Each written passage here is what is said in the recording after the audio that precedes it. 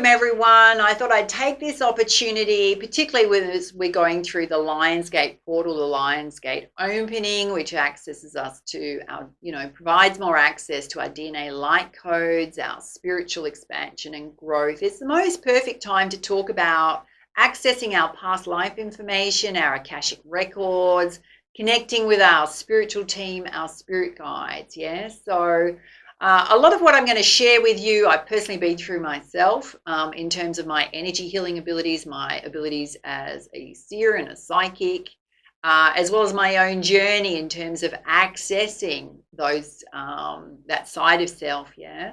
And we take that journey whenever we're ready. Often when we tap more into our spiritual side and higher states of vibration and ascension, there's often certain things along our path that will set us on that path. So it could have been a major life event. It could be an internal sort of experience or feeling that we know we need to change, or we want to grow in some way. We're tired of how things are in our life. We want to have more joy, freedom, happiness. We want to work from a higher vibration. Yeah. So first up, what we're going to do, we're going to go into what are past lives, how can we access our past life information, what is the Akashic Record, how do we tap into our own Akashic Record, and if you don't know what that is, we will dive deep into it. And also, for those of you that are starting to connect with your spirit guides, don't know how to connect with your spirit guides, perhaps you've been working with your spirit guides for quite some time, you've accessed them all, yeah? How to open up that process if you want to connect more to the spirit guides that are there for you in your spiritual team, and some suggested resources at the end on how you can open up your own Akashic Record. Yeah. So in terms of past lives, it is basically remembering information from our past. So it could be flashes of memory that suddenly come up for you. It could be things like places you feel like you've been. You could get visualizations on people that have come across your path in different ages, in different places, in different times in life, through history. And how do we do that? Well, often it's in a place of quietness or a quiet meditation. It could be through sound therapy. It could be through a formal meditation, guided meditation. It could be through hypnosis. Yeah. In terms of my own journey, I didn't actually believe in past lives. I had no idea about past lives or how to access it. Now, I accessed my first insights into past lives probably at least 8 or 9 years ago. Yeah. And I was at the time going through a lot of transformation, and it was literally in my first sound therapy class. And I've always known that I had this special connection to spirit from a young child. I kept it kind of hidden within myself for quite a long time. And so I was kind of exploring different modalities and different healing arts. And I went to my first sound therapy class. I had no idea what to expect. It was in the most exquisite environment, and the sound therapy class was amazing. And first of all, my nana that had passed over came through, and we had a very deep connection. She was kind of like my mum to me. She was just very dear, and she was someone that totally inspired anyone she kind of met. Yeah. So she was kind of like the matriarch of our family. Now, she'd passed over and she came through and she gave me certain messages, which made me kind of feel a little bit teary as I was going through that sound therapy class. And then I dived really deep, and I was just getting flashes of past lives, and I'd never had this experience before. So it initially showed me a past life where I'd been a writer in it, so an author. But I was in a situation where I was wearing like really very formal kind of clothing with a bonnet on my head. So it was kind of like, it felt like it was between the 17th and 1800s. And I had a husband who seemed to be very, like in those days, women didn't really have a say in a lot. So it kind of felt really constricting, even though I was still doing something creative, yeah. And it was somebody that I'd also had a connection with in this lifetime, yeah. It then just kept going backwards into another couple of past lives, and it certainly showed me ancient Egypt, and at other times, and I can't remember if it was that time or since then, where it showed me a past life in ancient Greece, like where I incarnated from. So the whole thing about ancient Egypt was really fascinating. It was kind of just showing me snippets of being in certain rooms and in certain kind of like situations with other like women in kind of spiritual practices and taking care of the physical body and things like that. But I will share other messages with you, and how to open up your Akashic record, and how I learned that I could open up the Akashic record, and to further develop my skills in being able to open up the Akashic record of any soul on this planet. Yeah, but I will get to those stories when we get to that part. Yeah. So we can have these kind of flashes. We can have a bit of deja vu, feeling like we've been there before, or something's happening in our life that we've already seen. So when it comes to the Akashic record, and I will dive into it, we can get images of past, present, and future. So if you're feeling like deja vu, it's often something that you've already seen that's part of your future. Yeah. Now, when it comes to past lives, it's really based on the theory of reincarnation, so that our soul reincarnates in different lifetimes into a different physical body, even though our soul kind of stays the same.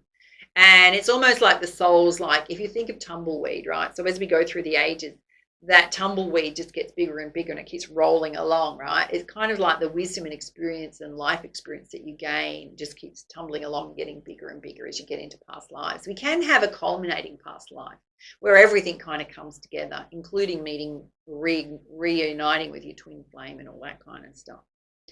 So you could have an affinity with all different types of groups and ages. So you could have an affinity with star peoples, ancient soul tribes, certain spirit guides can come through to you, ancient healers, gods, goddesses from certain times, certain stars and celestial bodies. Like some of you might be really connected to the star Sirius, to Pleiades, and certain times in history like ancient Egypt, ancient Greece, Atlantis, the Aztecs, the Incas. Yeah. So, and how do we feel? We just have this kind of intuitive knowing. There could be also part of that history that really speaks to you, or, you know, symbolism or totems and sort of objects from that time as well. And we bring all of that knowledge and wisdom from those past lives into this lifetime and into the next lifetime. Yeah. Including our divine gifts and talents. Now, what are some of the things that we could recognize as divine gifts and talents within us that we're pulling through from past lives? And sometimes it can take us a while to wake up to those gifts and talents. It could be being a seer, a psychic medium, having healing abilities. It could be having financial gifts. So in a past life, you were doing something as a leader of the people that looked after the finances. Yeah, so you have really strong leadership skills and organizational skills.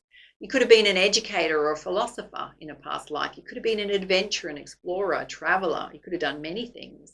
You may have brought tribes together. Now, whether that's in the stars with the star peoples, whether it's the tribes on Earth at different times, as like somebody that leads or brings communities together as a mediator.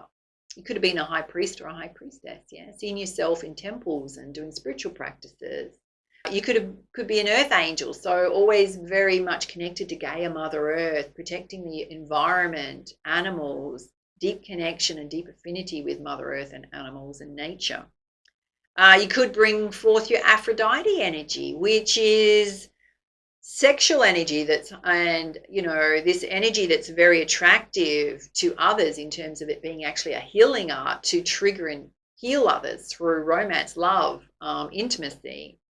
You could be very creative and a writer. You may have done that in a past life. Mm-hmm. Some of you may have been scribes, and you know how you see the tablets with all the inscriptions on them. You could have been doing things like that. You might have been a ruler of the land or a farmer. You might bring those skills into this lifetime. So there's so many amazing things that you think of that are a natural gift and talent in this lifetime you've brought through from different various lifetimes. You may have this interest in crystal healing and don't know where it comes from. I know for me that was one of the things. I'd go on nature walks, and obviously I'd worked with crystal healing in a past life very strongly. Right? I'm surrounded by crystals here. I didn't know much when I started my journey. I didn't know much about crystals, but I'd be going on a walk and I get this message to go, oh, you need, I think one day it was lemon calcite. You need a lemon calcite bracelet. Like my energy was feeling a bit low. going, lemon calcite, never heard of that. When I got back to the car, I'm like Googling it. What's lemon calcite for? And it was all about boosting up your energy.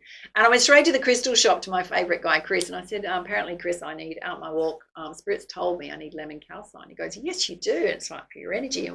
And I got a lemon calcite bracelet.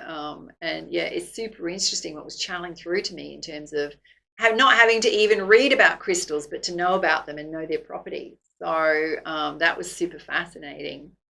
You could know that you're a light worker and an energy healer to bring love and light to this world, yeah. Some of you may help people to activate them on their path. So you were sent forward into this lifetime to help people progress along their path. So to help them clear blockages, possibly to move from one state to the next state on their journey. You may be a builder, a protector, a provider, particularly the guys, certainly. And you may have a special affinity with certain spirit animals. Now, you would have connected to them in past lives. I know for me it was the eagle. So when I dive more into my Akashic records, I got this very clear image. I did this group meditation. And part of that group meditation, guided meditation, we were physically in a room and there was also crystal singing bowls going on. And the guy that was running it said, now, I kind of want you to focus on when you incarnated as a child or as a baby into a past life. Now, I've never been able to see myself in a vision where I incarnated as a baby, right? But what came through for me is that I was walking through like sort of passages and kind of tunnels in ancient Egypt. And it was giving me visions I'd already seen before, yeah, in terms of doing spiritual practices. I'd also been like in a warrior kind of thing and leading people, or being in like going into battle and all that kind of thing in a feminine form, right? Very muscular and tall. But when I like asked the question, well, where did I incarnate? What was my first memory of it? I incarnated into ancient Greece, and I came through because I've traditionally always had blonde hair, right? And when I was a child, long blonde hair, bright blue eyes. And I incarnated in that vision of being that child with the long blonde hair and the blue eyes. But as soon as I came through, I had an eagle fly straight to me, straight to my hand like that. People went, who is that? Right? That's my first incarnation. Had a deep affinity with eagle spirit, I then saw that I traveled from ancient Greece to Egypt, yeah. And there were certain adventures on my path and people that crossed my path that I worked with, but there was so much more that I could see, yeah.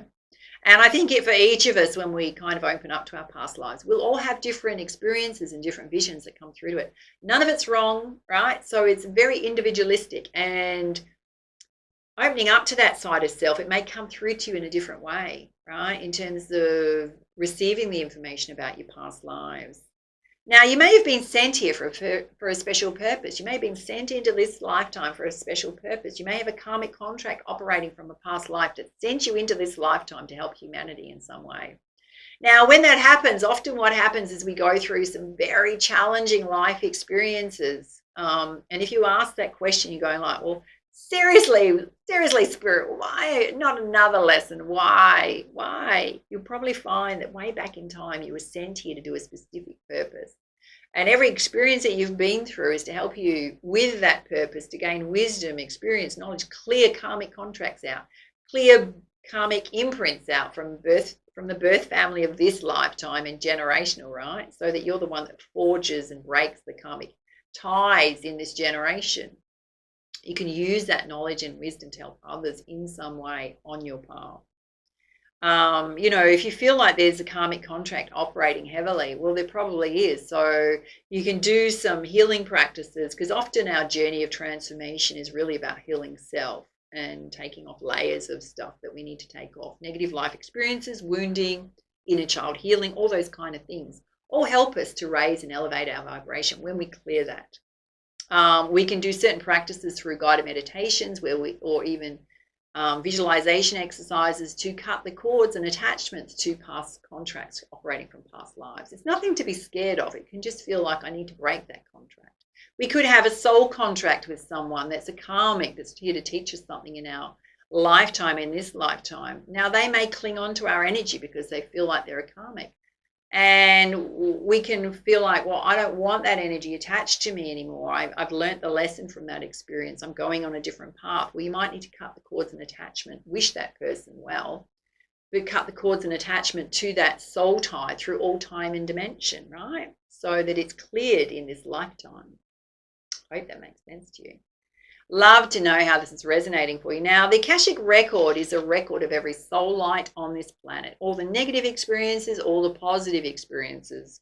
It could also be, you know, your past lives, who you've been connected to, and it's sort of stored in the fifth dimension of space, right? It's a storehouse of information, and it's really about your soul's past, present, and future. Now, anyone can access their Akashic Record. You all have the ability to access your Akashic Record. You may find that shocking. It's not. You can, right? You can.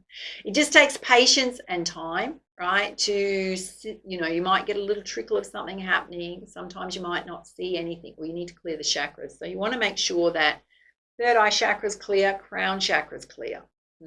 Sometimes the throat chakra needs to be clear, heart chakra.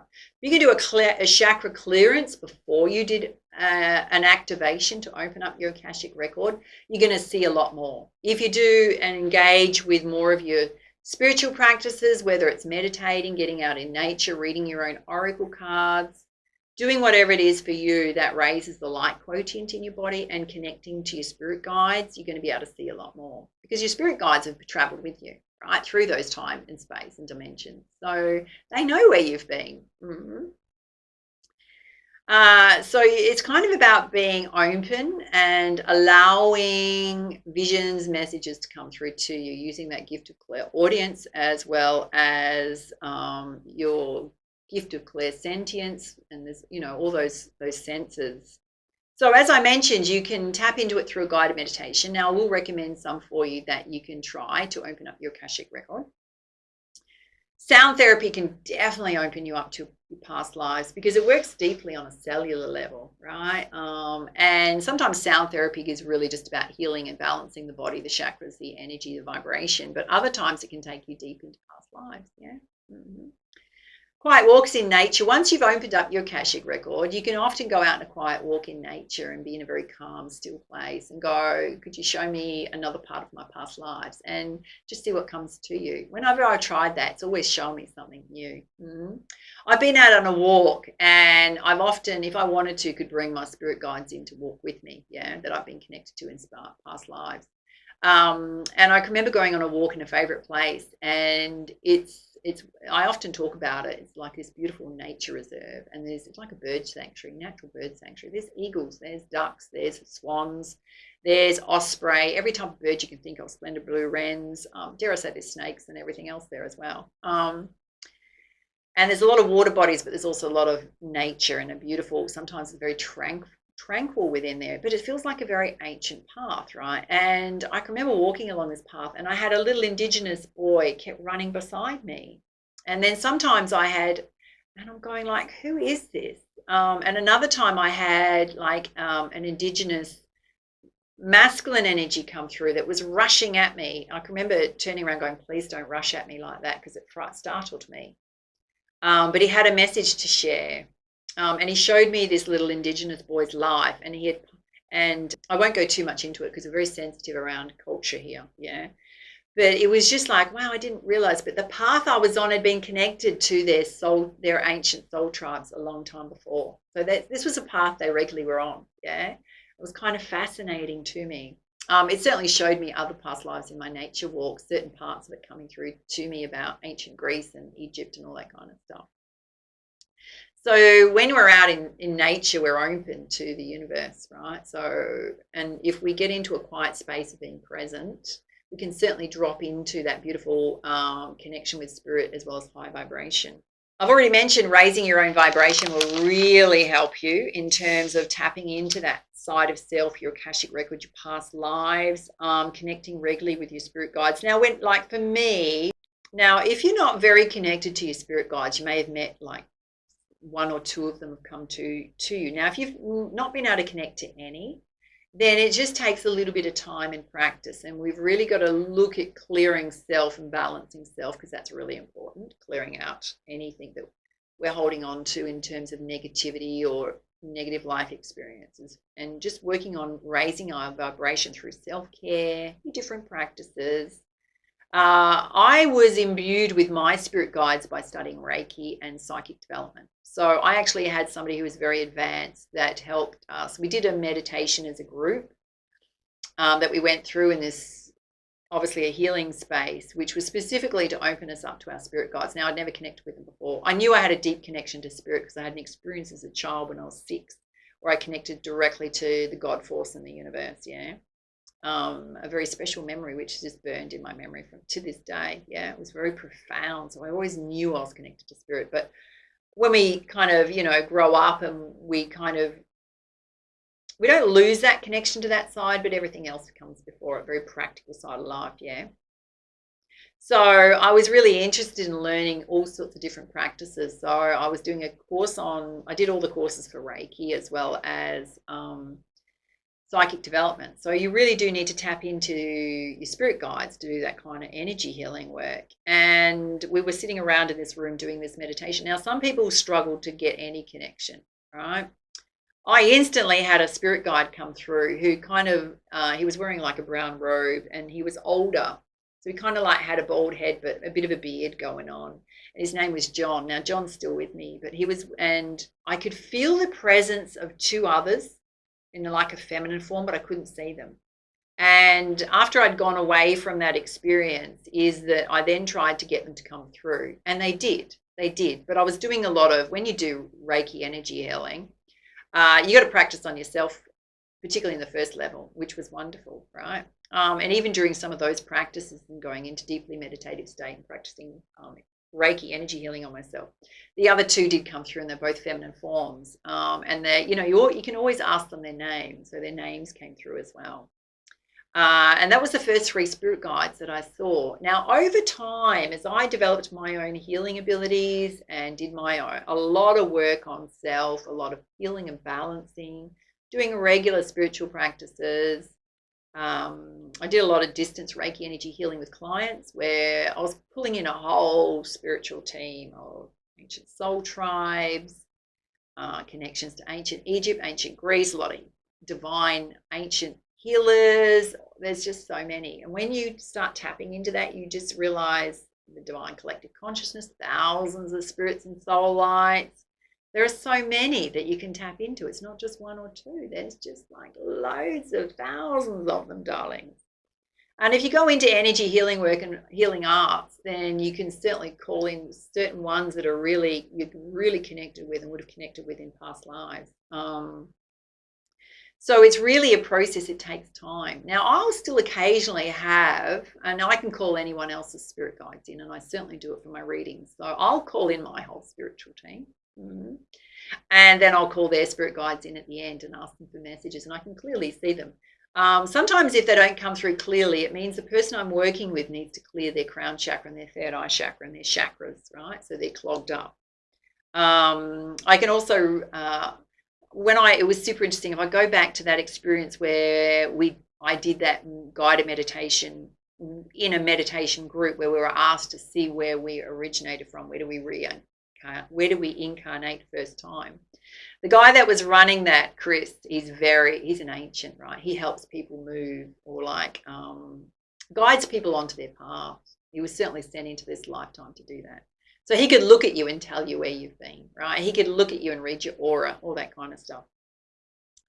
And I do digress, but it will make a point, right? And he said to me, because you go around in a circle, and he asked everyone what was their experience and what did they see, right? And I was one of the last to get to. And he looked at me real weird and he goes, where did you go to?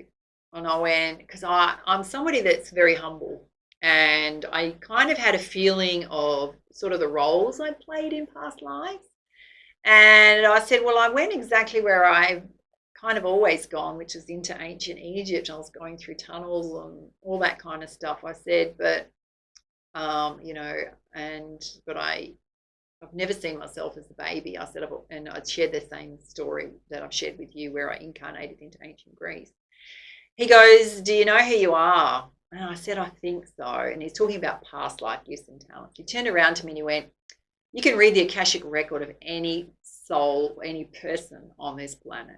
I went, oh, that's good information to know. Mm-hmm. At that point, I had At that point, I hadn't opened up my own Akashic record. I'd seen, in terms of formally sitting down and doing a meditation to open up my Akashic record, right? I had certainly seen flashbacks and memories and visions, clear visions of my past lives and different past lives. I thought, well, this is a challenge, right? So literally I went home. I thought, I'm going to Google, how do I open up my Akashic record? Now, this is where we start, darlings, right?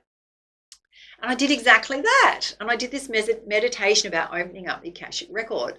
Now, for me, what came through was like a library of books. And I'm like, oh, this is super interesting. And I just kept practicing it. Now, it was just an art form or a healing practice to practice, yeah. So now I can open up anyone's Akashic record. Now, if you want to open up an Akashic record for yourself, easily done. If you want to open up and intrude on somebody else's Akashic record, you need permission to do that.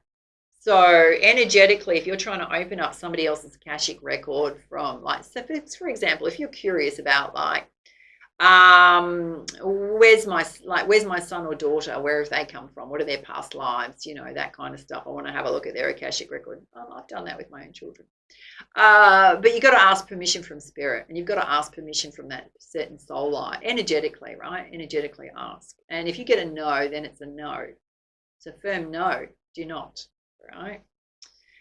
So whenever I do a reading, obviously booking a reading with me, you know you're going to get an Akashic record check. So you're giving you permission to open up the Akashic record. But I always, when I call in someone's spirit guides, ask their permission to open up the Akashic record, and ask the rest of the spiritual team, is it okay if we open up this Akashic record?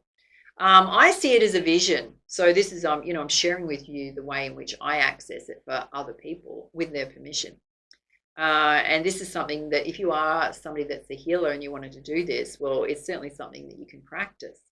And it comes through as a vision. So I've already done a lot of meditating on a person's energy and received a lot of guidance from the spirit guides there, as well as their own spiritual team, on things that they need to know. But it comes through as a vision. Now, their spirit guides bring forth that Akashic record. Now, I see it as an ancient book, as does everybody else sitting around. It could be all sorts of ornate, or it could be plain, it could be thin, it could be thick.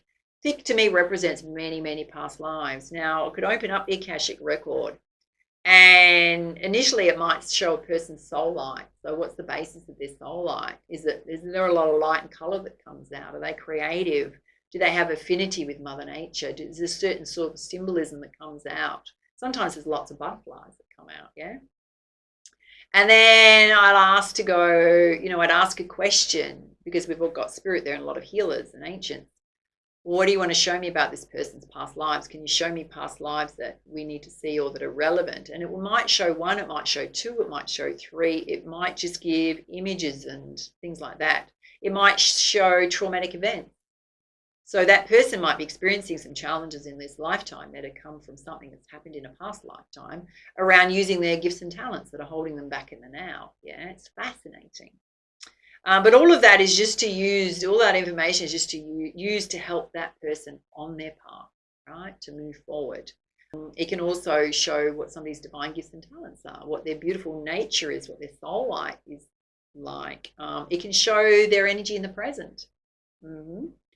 So it's really just practicing, opening up that Akashic record. Now, if you want to do that, I have got some, and you really got to trust the messages that come through and the visions that come through, right? So you have to be very open and try not to second guess things or apply physics or science to it, darling, right? Particularly the men out there. I'm talking to you. And do like to love to wrap physics and science around spirituality. You've got to be open. I've got to be open. All right, I've got a couple of meditations. Now, I will put them in the description box below. So I will, if you want to write some notes, you can write some notes, but I will put these down below, right? So there is one specifically to open up your Akashic record. So it's a guided meditation on connecting to your Akashic record, but it's based in hypnosis, right?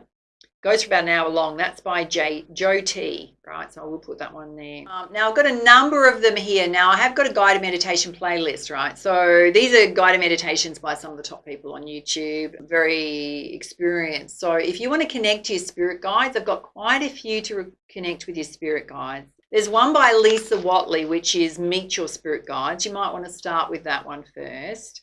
There's also another one to visit your home star system. I mean, that's amazing if you want to travel, astro travel out to the universe, to the stars.